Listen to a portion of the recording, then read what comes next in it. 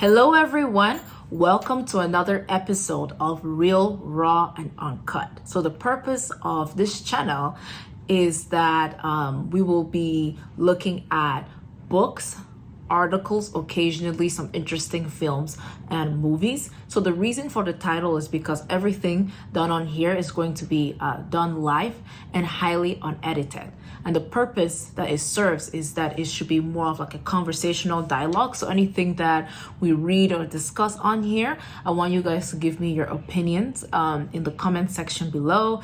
Any feedback, any suggestion you have, everything here is much appreciated. All right, so we'll be continuing the book that we've been looking at, A Tree Grows in Brooklyn by Betty Smith. So today we'll be looking at the next 45 pages. So starting around pages 135, 136, up until pages 180. And so there were quite a few things covered here in this particular couple of pages.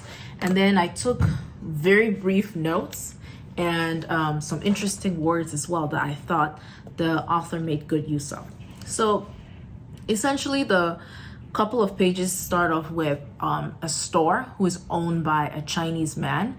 And here we see that Francie, being young and curious, is exploring her neighborhood, the store. She's fascinated with the way this man speaks English because he doesn't speak it very well. And so she pays attention to how he pronounces things and refers to things and what is sold in his store. And so to her, that was her exploring the world. Then now we move into another scene with another main character who comes up, Tanmore.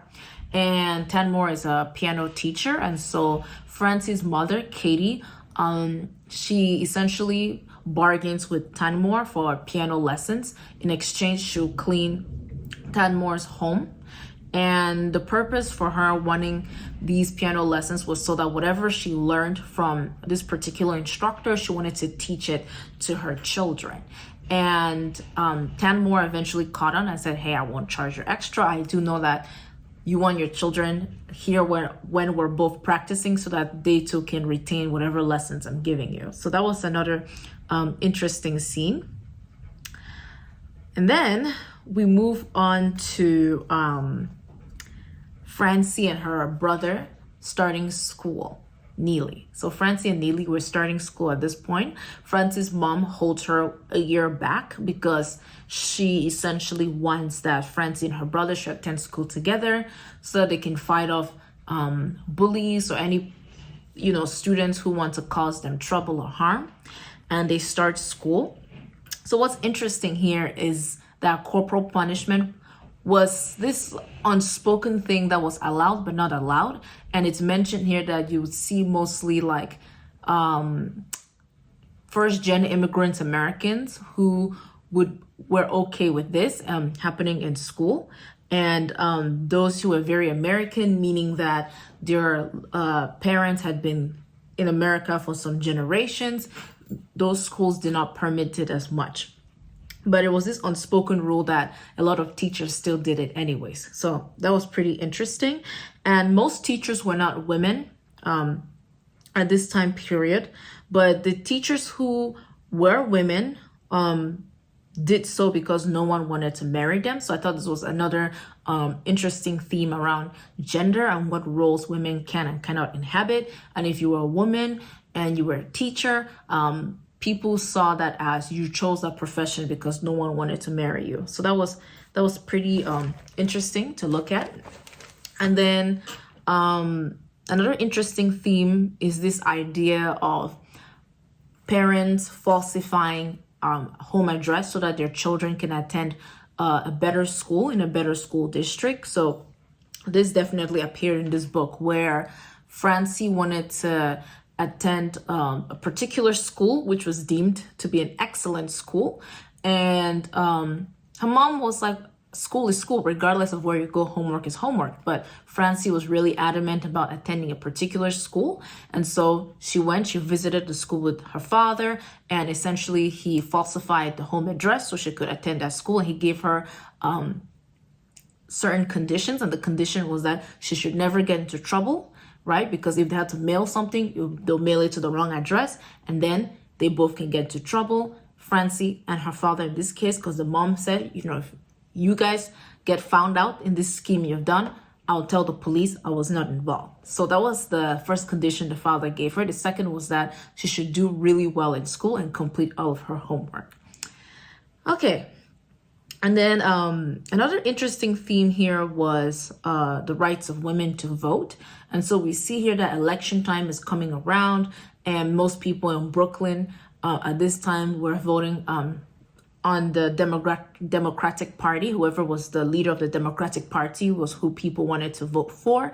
And women were not allowed to vote, but they were seen as instrumental figures in helping your husband sway decisions. So children were kind of indoctrinated at a young age in this particular neighborhood to vote for anyone on the Democratic Party. So it started by introducing children to like government, politics, letting them know who your leader is, why he's good, campaigns, propaganda. So another interesting theme that we see about pushing certain political agendas.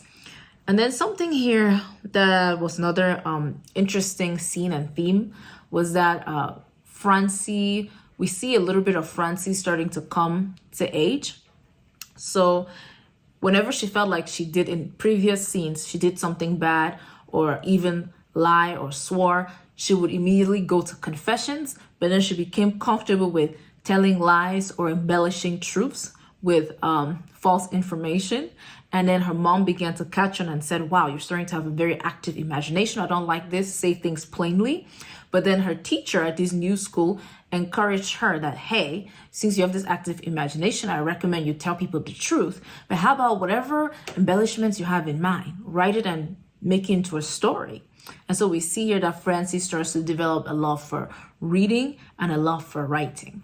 So that's really all that happened in this next couple of 45 pages, so quite a bit. And those are some of the interesting parts I found. Now, onto some interesting words. So a word that I thought the author made good use of was the word here, prodigiously, which means causing amazement or wonder. Let's see. Another interesting word, debonairly, which means suave. Indignation, which means anger or annoyance provoked by what is perceived as unfair treatment.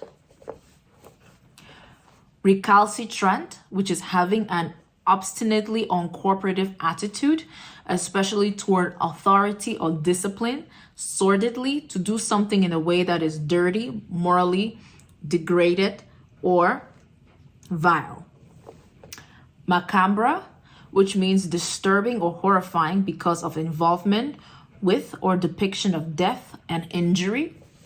And then another word, subterfuge, which means deceit used in order to achieve one's goals. So that's it for these particular pages. Like I said, pages 135 up until 180.